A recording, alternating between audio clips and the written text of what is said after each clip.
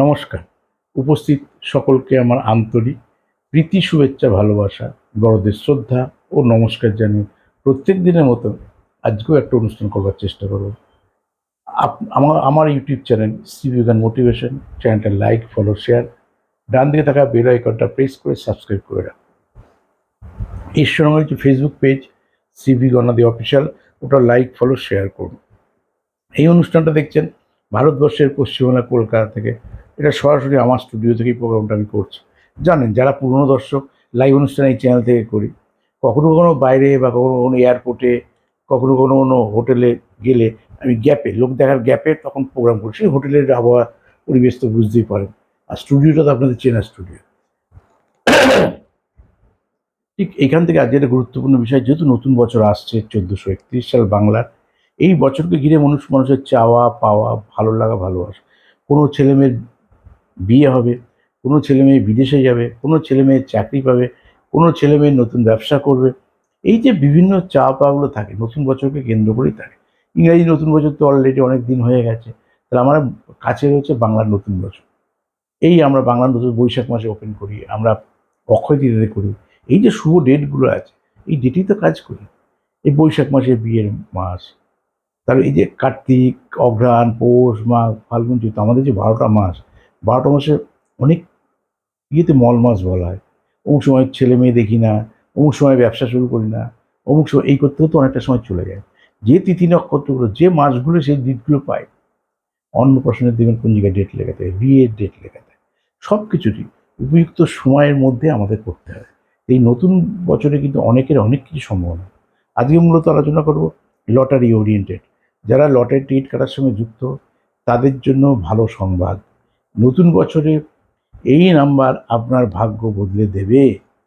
কাদের দেবে? সবার দেবে? শিবগণাদের দেবে, না আপনার দেবে, না আমার ক্যামেরাম্যানের দেবে? এত কোটি তো মানুষ, কাদের দেবে? তার ভাগ্যে থাকতে হবে।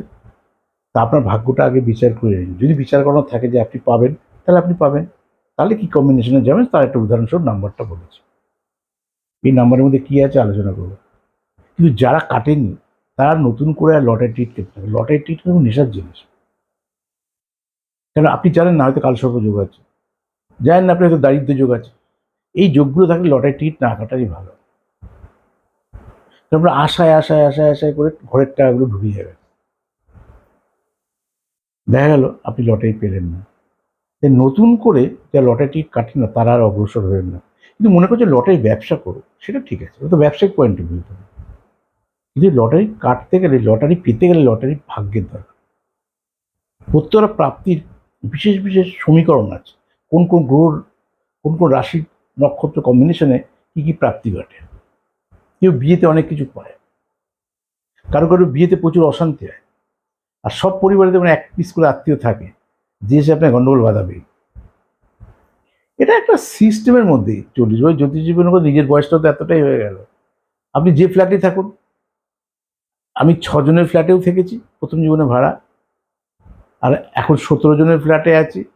আর চেম্বার রয়েছে 28টা ফ্ল্যাটের চেম্বার। বলছি কথা বছর, ওই এক পিস দু পিস থাকবেই, ভাড়া দেবে না, মেনটেন্স ঠিক মতো দেবে না, সব জিনিস ভোগ করবে। কি করবেন আপনি? এইগুলোকে নিয়েই আপনাকে জীবনে চলতে হবে। ঠিক সেরকম বিয়ে নিয়েও প্রচুর টেনশন। আমরা ভাবি টেনশন কমবে, আজকে বিয়ে দিতে গিয়ে টেনশন, এরপর বিয়ের পর টেনশন।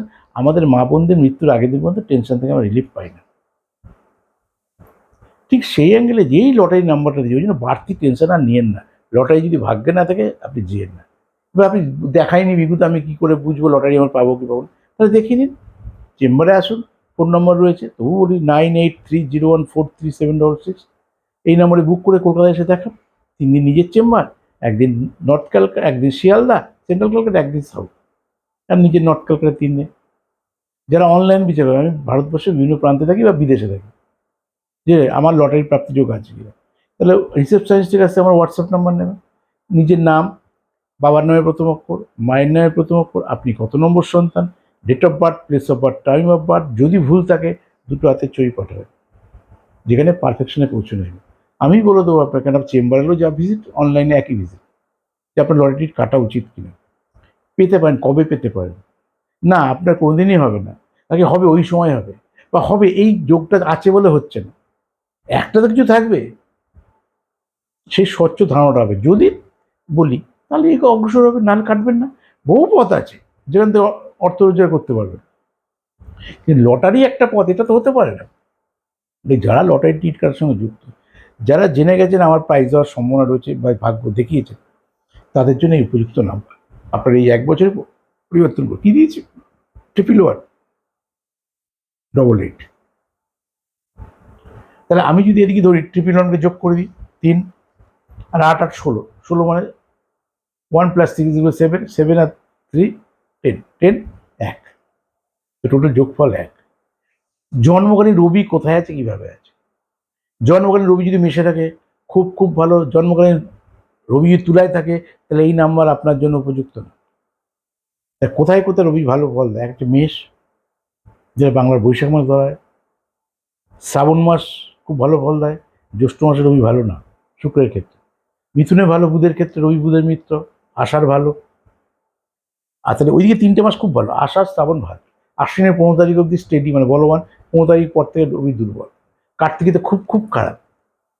আবার অঘ্রাণ খুব ভালো, পৌষ খুব ভালো, মাঘ ফাল্গুন খুব খুব খারাপ। মানে রবির অবস্থান জন্ম যাদের ওই বাংলা মাসে, তাদের রবি ভালো না। আর খুব খারাপ হচ্ছে কার্তিক মাস, যেটা তুলায় থাকে। যাই হোক, এবার ধরে নিচ্ছি আপনার রবি জন্মকালীন ভালো রয়েছে। যদি ভালো থাকে, কেউ বলে থাকে, আর সেই গ্রহের দশা যদি চলে, তাহলে এই নাম্বারটা আপনার জন্য উপযুক্ত। এই নাম্বারের ডান দিকে গিয়ে হয়েছে 8। 8 কার সংখ্যা, ওই জন্য গ্রহ সংখ্যাগুলোকে মনে রাখবেন। 1 মানে রবি, 2 মানে চন্দ্র, 3 মানে আমরা আগে 1 চন্দ্র 2 পক্ষ পড়তাম না, ঠিক এরকমভাবে লটারি টিকিট কাটার সঙ্গে একটা মুখস্থ হয়ে যাবে। একটা দুটো 3-4টে মনে রাখলেও অপোজিটটা বুঝে যাবে। শত্রু মিত্র এরকম হবে। 1-এর মিত্রকে হয় মিত্র মনে রাখবেন, শত্রু 1, 1-এর মিত্র 1, 1-এর মিত্র 2, 1-এর মিত্র 3, 1-এর মিত্র 8। তা এই যে কটা নাম্বার পড়লো, বাদ বাকি নাম্বারটা শত্রু। এটা ইজি মনে রাখাটা। সেরকম গ্রহ, মিত্রটা মনে রাখবেন, তাহলে সব বাদ বাকি গ্রহগুলো শত্রু, বা শত্রুটা মনে রাখবেন, বাদ বাকি গ্রহগুলো মিত্র। তা মিত্র মনে রাখাটাই ভালো, কারণ পজিটিভ জিনিস সবসময় ভালো, আর যেগুলো পড়ে থাকছে ওটা নেগেটিভ।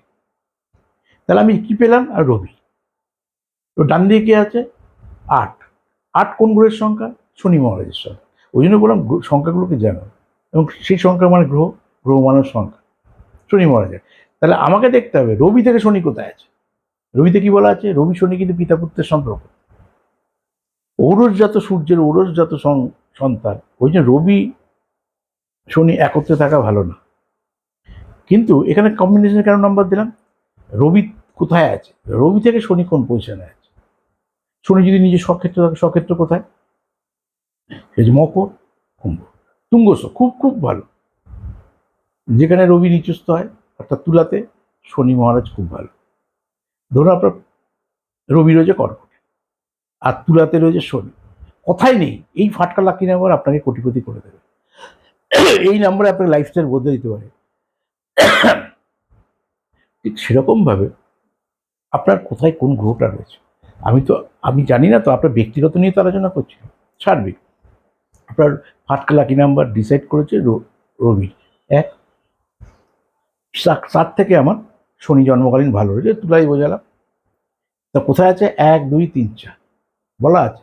শনি মহারাজ যদি চতুর্থে, সপ্তমে, একাদশে, স্বক্ষেত্রে বা ভালো থাকে, তাহলে এই ফাটকা লাকি নাম্বার আপনার জন্য প্রযোজ্য। তাহলে কর্কটে যদি থাকে রবি, তা কর্কটের চতুর্থ হচ্ছে আমার তুলা, কর্কটের সপ্তম হচ্ছে আমার মকর, কর্কটের একাদশ হচ্ছে বৃষ। তো এই জায়গাগুলো জন্মকালীন যদি থাকে, এই নাম্বারেই কিন্তু আপনার ভাগ্য বদলে দেবে এই বাংলার নতুন বছর। আমার ইউটিউব চ্যানেল শ্রী বিমান মোটিভেশন, লাইক ফলো শেয়ার করুন, সাবস্ক্রাইব করে রেখে ডান দিয়ে থাকা বেল আইকনটা প্রেস করুন। এর সঙ্গে রয়েছে ফেসবুক পেজ শ্রী বিমানাদি অফিসিয়াল, লাইক ফলো শেয়ার করুন। তাহলে কোন দিন কোন চ্যানেলে কী বিষয় নিয়ে আসছি, সবার আগে সবার প্রথম সেই ইনফরমেশনটা আপনার কাছে গিয়ে পৌঁছবে। তো তুমি বিদায় নিচ্ছি, ভালো থাকুন, নমস্কার।